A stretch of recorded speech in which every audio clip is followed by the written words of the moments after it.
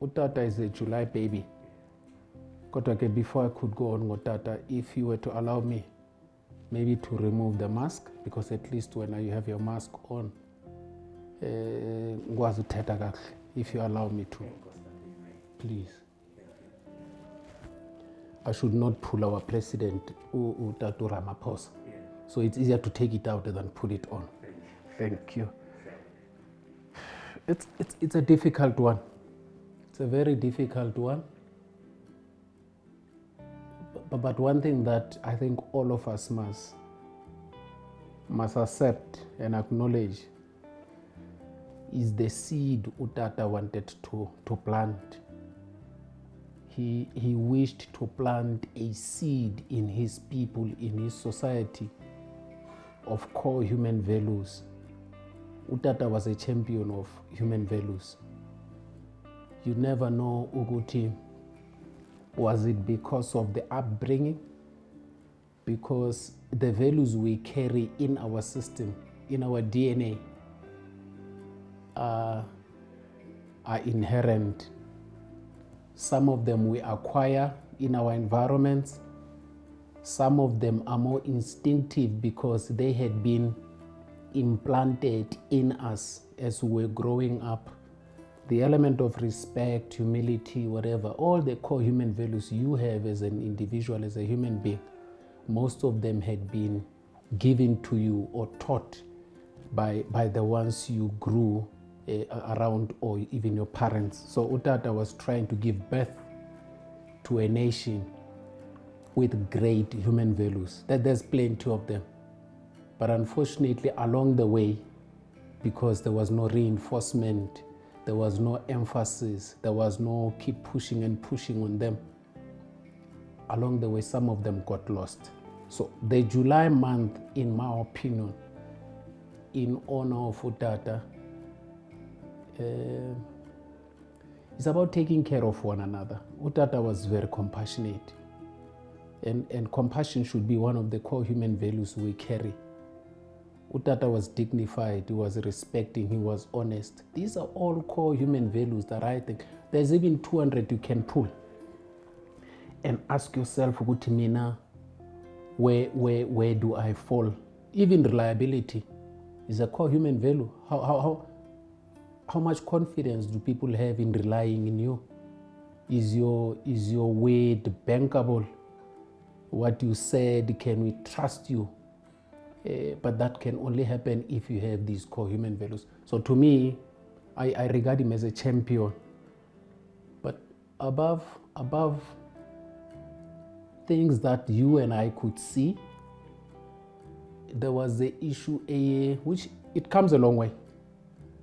There was a stage where we said, even during the times of his struggle, each one teach one, which is where even Martin Luther King, after the era of burn, baby burn, then they had to stop burning and start learn, baby learn. They started learning. Beyond burn, baby burn, learn, baby learn. Then it was a moment of earn, baby earn.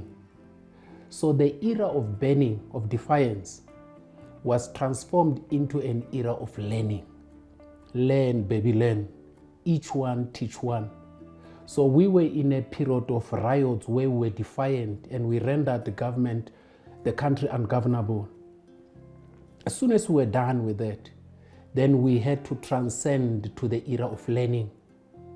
Then after learning, because we are capacitated mentally, we are enriched, then we would move into a position of strength where we can start earning, both materialistically and earning a better quality of life.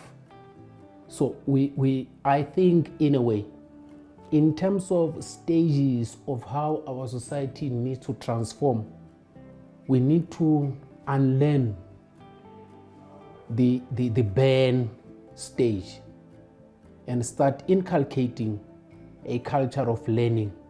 And as soon as you inculcate a culture of learning, you'll automatically start earning. So ilapho nje. Then each one teach one slogan then was taken up for uTata's sake, where we say each one feed one. which is then the crux of the matter, the conversation you and I are likely to have, which is your drive. Each one feed one is about nutrition. In my opinion, when you're saying you have to feed, I ask myself, okay, I need to be nourished. But what are you nourishing? Which part of me are you feeding? Are you feeding my body? If you're feeding my body, you're filling my stomach. Are you feeding my mind? If you're feeding my mind, you're making me smarter, you're empowering me. So each one feed one. In terms of poverty, let's take it and say we are trying to improve the lives of our people in terms of nutrition so that they are healthier and all those aspects that come along with good health because of nutrition and because of a good feeding scheme. At another level, as soon as the physical part has been met of feeding, where nutrition does not only meet the requirements of your calories, whatever you need for your body to be intact, that you can function appropriately, it goes to another level. Now, what do you feed your mind? It is the most difficult. I remember there's a stage where you and your media people at Sundowns were asking me about a tweet I once posted.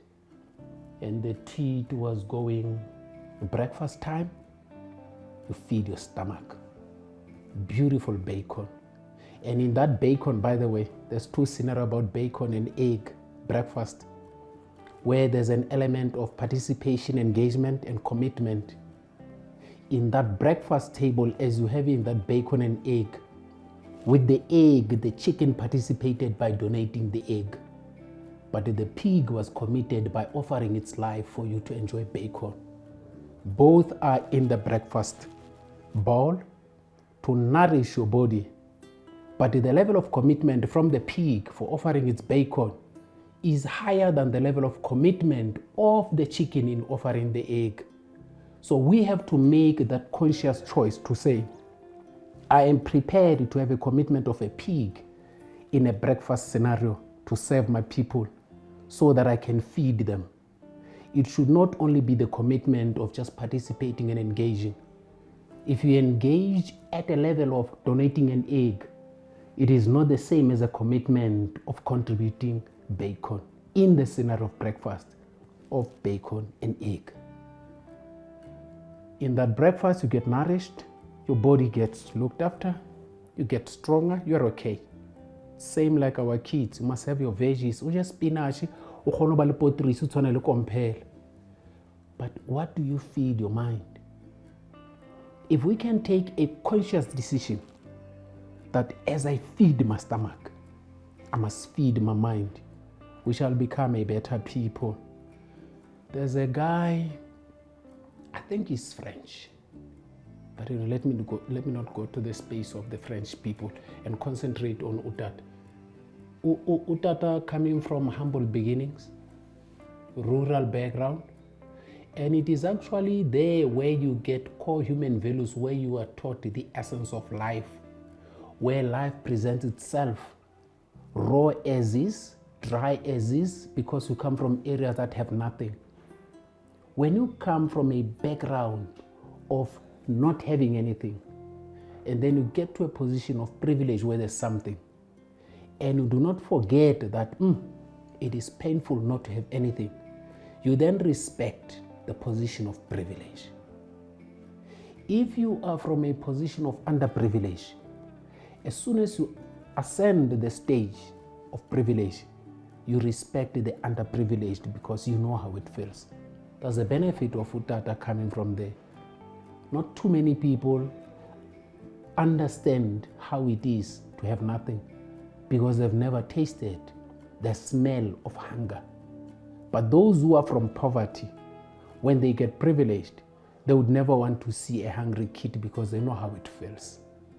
The smell of dust, the smell of the sun, and the smell of a burning bone from next door, where you would literally take pap, open the window, and eat that pap without sauce or anything, by using the smell of the bone from next door.